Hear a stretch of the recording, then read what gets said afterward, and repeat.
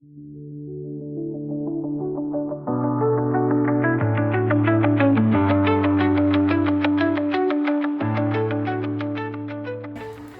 kabar, Bu? Alhamdulillah baik, Bu. Pada kegiatan kali ini kita akan melakukan kegiatan pra-observasi ya, Bu. Jadi nanti saat Ibu melaksanakan pembelajaran di kelas dalam kegiatan observasi, Bu Dana jadi lebih siap, lebih percaya diri, dan berbagai hal yang sudah kita bahas ya, Bu. Boleh. Jadi pada kegiatan pra-observasi kali ini ada beberapa pertanyaan yang ingin saya tanyakan kepada Bu Dana. Boleh ya? Boleh, Bu. Pertanyaan pertama terkait tujuan pembelajaran. Nanti saat Ibu mengajar, tujuan pembelajaran apa yang Ibu ingin terapkan? Tujuan pembelajaran yang ingin saya capai yaitu mengidentifikasi bagian tubuh tumbuhan dan mendiskusikan fungsinya, Bu. Nah, lalu dari tujuan tersebut, area pengembangan apa yang ingin Ibu lebih kembangkan lagi dari siswa? Saya lebih menekankan pada keterampilan siswa dalam mengidentifikasi bagian tubuh tumbuhan. Nah, saat Ibu meminta siswa mengidentifikasi bagian tubuh tumbuhan ini dalam pelaksanaan pembelajarannya di kelas, Ibu menggunakan metode pembelajaran yang seperti apa, Bu? Saya menggunakan metode tanya jawab, ceramah, dan latihan, Bu. Selain itu, strategi pembelajarannya Ibu akan menerapkan apa ya, Bu? Saya akan menerapkan strategi dengan pembelajaran beridentifikasi proses, yaitu melakukan diskusi kelompok dalam proses belajar mengajar. Baik. Nah, dalam pembelajaran nanti penilaian yang Ibu akan berikan seperti apa ya, Bu? Saya akan menggunakan penilaian saya gunakan tes lisan dan tes tulis, Bu, serta melakukan tes sikap pada saat proses pembelajaran. Baik. Sasarannya kelas berapa ya, Bu? Kelas 4, Bu. Lalu jam keberapa, Bu? Jam ketiga dan keempat. Laksananya kira-kira di hari apa? Hari Senin, Bu. Hari Senin. Baik. Hari Senin ya, Bu. Baiklah. Terima kasih atas jawaban-jawabannya loh, Bu. Baik, pertanyaan dari saya cukup ya, Bu. Nanti kita akan terapkan di pembelajaran sesungguhnya ya, Bu, saat observasi ya. Baik, Bu. Dan saya harapkan nanti di hari Rabu kita akan bertemu kembali ya dan mendiskusikan hasil observasi kita ya, Bu. Terima kasih Ibu sudah meluangkan waktu. Kita balik tanya dulu. Siap, Brak? Ya, ayo Putri maju dulu.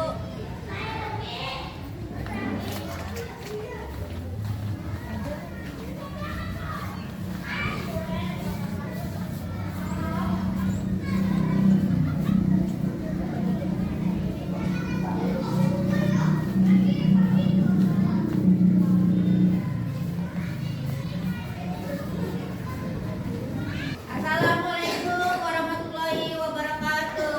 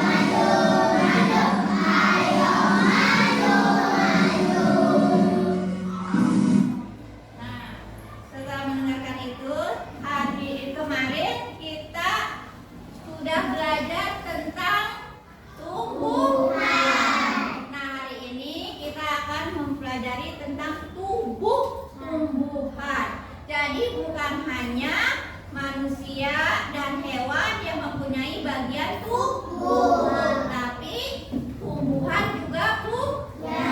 Nah, dari pelajaran ini kita akan mempunyai tujuan, yaitu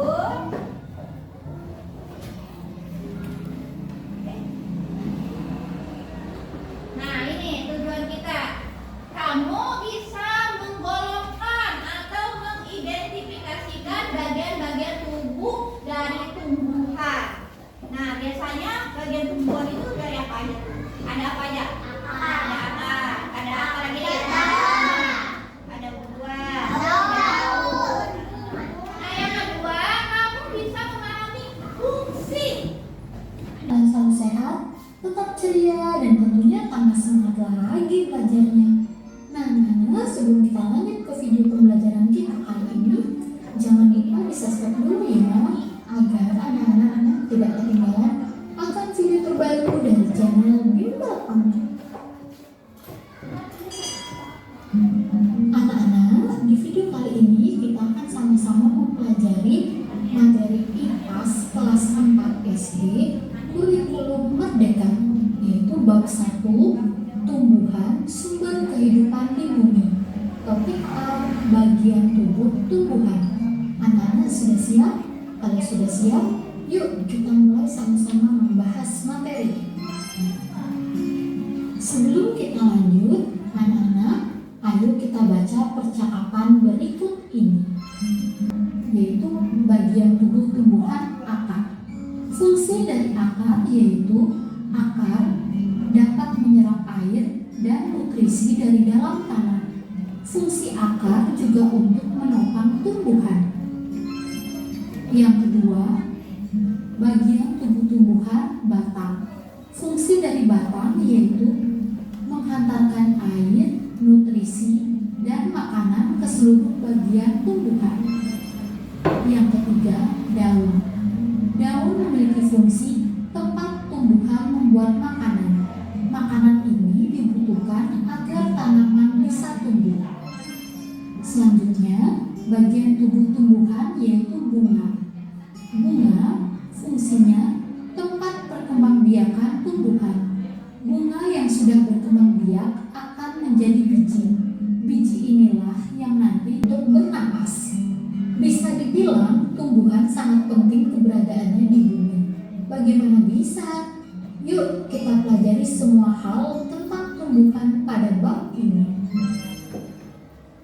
Anak-anak, sebelum kita lanjut, mari kita bahas tujuan pembelajaran kita kali ini dalam bab ini. Tujuan pembelajaran yang pertama, mengidentifikasi bagian tubuh tumbuhan dan mendeskripsikan fungsinya. Tujuan yang kedua, mendeskripsikan proses fotosintesis dan mengaitkan pentingnya proses ini bagi makhluk hidup. Tujuan pembelajaran yang ketiga, membuat simulasi menggunakan bagan atau alat bantu sederhana tentang siklus hidup tumbuhan. Nah, anak-anak, itu tujuan pembelajaran kita pada bab kita kali ini. Wah, tanaman ini daunnya sepertinya sudah mulai kering. Iya, kalau mau memberi air pada tanaman, kita perlu memberinya melalui tanah. Bagian tubuh tumbuhan. Yang kedua, bagian mana dari tumbuhan yang berperan untuk bertahan hidup dan melindungi diri? Yang ketiga, bagian mana dari tumbuhan yang berperan untuk tumbuh? Yang keempat, bagian mana dari tumbuhan yang berperan untuk berkembang biak? Jawabannya, yang pertama, bagian tubuh tumbuhan adalah akar, batang, bunga, dan buah. Yang kedua, bagian tumbuhan yang berperan untuk bertahan hidup dan melindungi diri adalah akar dan batang dan juga duri. Yang ketiga, bagian dari tumbuhan yang berperan untuk tumbuh adalah akar, batang, dan daun. Yang keempat, bagian tumbuhan yang berperan untuk berkembang biak adalah bunga. Dalam bunga terdapat putih. Putik ini yaitu alat perkembangbiakan betina. Yang kedua, dan terdapat juga benang sari pada bunga. Anak-anak, kita lanjut ke bagian tubuh tumbuhan yaitu bagian akar. Ini memiliki akar utama dan akar cabang. Sedangkan untuk akar serabut yaitu hanya memiliki akar cabang tanpa akar utama. Yuk kita bahas untuk lebih jelasnya.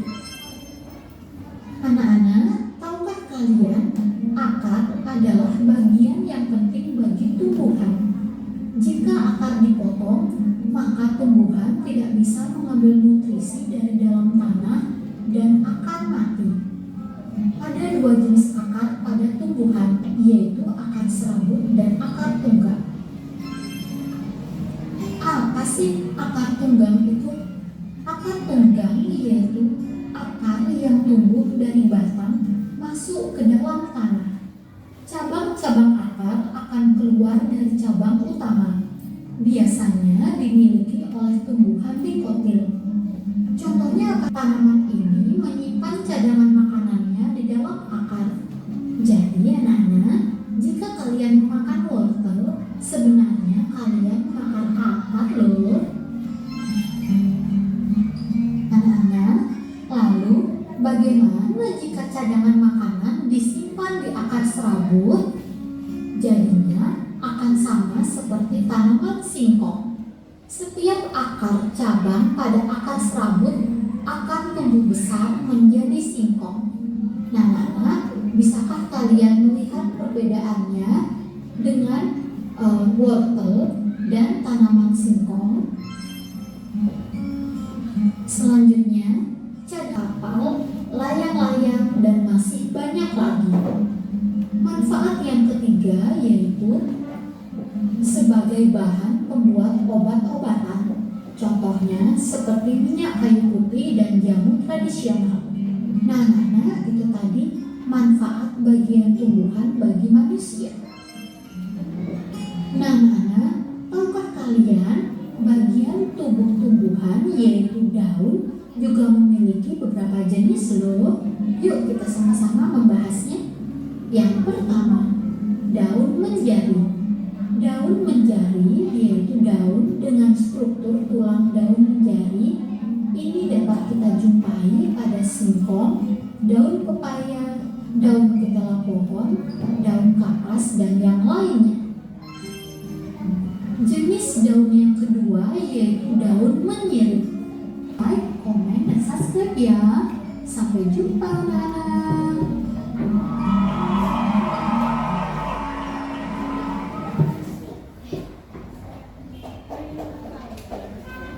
Nah, setelah dari video ini, ada yang mau ditanyakan?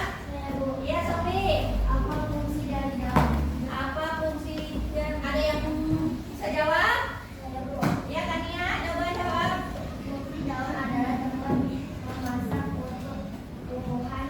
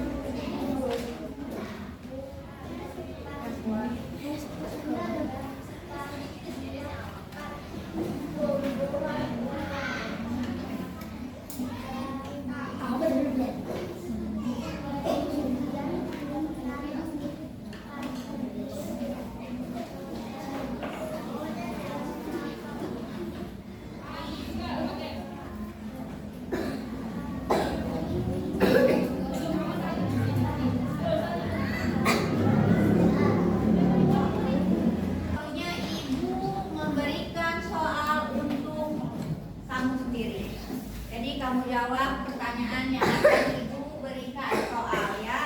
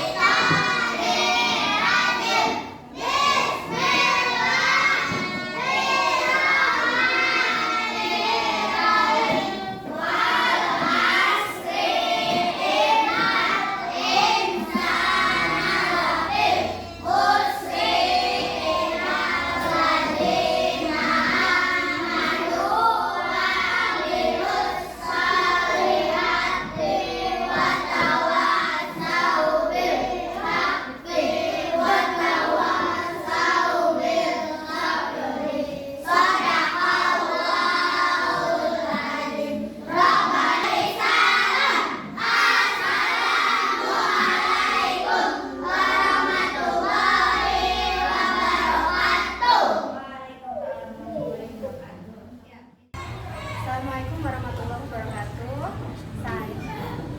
Saya Ferry, CGP Angkatan 11, akan melakukan wawancara pasca observasi bersama rekan sejawat saya yaitu Bu Dana, dan didampingi oleh PP saya Pak Supriyadi. Baik, kita lanjutkan. Assalamualaikum. Waalaikumsalam Bu Pe.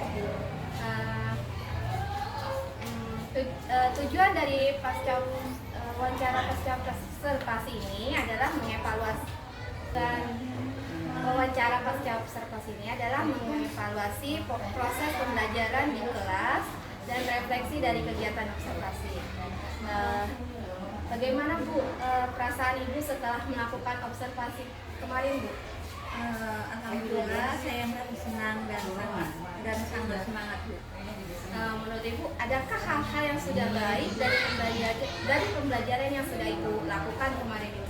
Alhamdulillah pembelajaran yang sudah saya lakukan tentunya ada kelebihan dan kekurangannya. Kelebihan yaitu dapat meningkatkan keterampilan sosial siswa, dan kurangnya yaitu membutuhkan waktu saya cukup lama untuk mencapai target yang saya butuhkan. Menurut Ibu nih, dari skala 0 sampai 10, kira-kira posisi Ibu ada di mana deh? Mungkin di atas 7 atau 8. Lalu dari pengamatan Ibu nih, kira-kira apa sih yang harus ditingkatkan dalam pembelajaran Ibu ke depannya nanti? Mungkin dalam pembelajaran saya harus dapat memfasilitasi siswa dalam mewariskan ide atau gagasan mereka. Dari apa yang Ibu rencanakan nih ke depannya dalam memenuhi kebutuhan siswa itu, Ibu kira-kira akan melakukan apa saja dalam memenuhi kebutuhan siswa? Mungkin saya dengan menerapkan pembelajaran berdiferensiasi ya Bu, dan dengan mendekatkan pembelajaran sosial emosional untuk memfasilitasi dan nyaman dalam proses belajar. Kira-kira nih Bu ya, kan kita udah kapan sih waktu pelaksanaan yang akan Ibu lakukan nih untuk melakukan pembelajaran berdiferensiasi dan sosial emosional gitu? Mungkin seminggu setelah ini karena saya akan mempelajarinya dulu. Terima kasih ya Bu ya. Lalu komitmen Ibu dalam pembelajaran di kelas seperti apa nanti? Dengan menerapkan pembelajaran ekspresi ini dan sosial emosional dapat menunjukkan motivasi dan karakter dari siswa. Oke, terima kasih Bu atas wawancaranya, atas waktunya yang diluangkan. Lalu setelah pasca observasi ini, saya harapkan Ibu akan mampu melakukan evaluasi dan merefleksi kegiatan observasi yang kemarin. Dan saya juga terima kasih atas kehadiran Pak Siti yang telah mendampingi saya dan Bu Dana dalam dalam wawancara ini. Terima kasih Bapak, terima kasih Ibu. Demikian percakapan yang telah saya lakukan bersama dengan rekan sejawat saya Bu Dana dan Pak Supri sebagai seperti supervisornya. Selanjutnya, terima kasih dan maaf atas kesalahan itu tidak bisa. mohon maaf atas kesalahan yang telah saya buat. Terima kasih. Wassalamualaikum warahmatullahi wabarakatuh.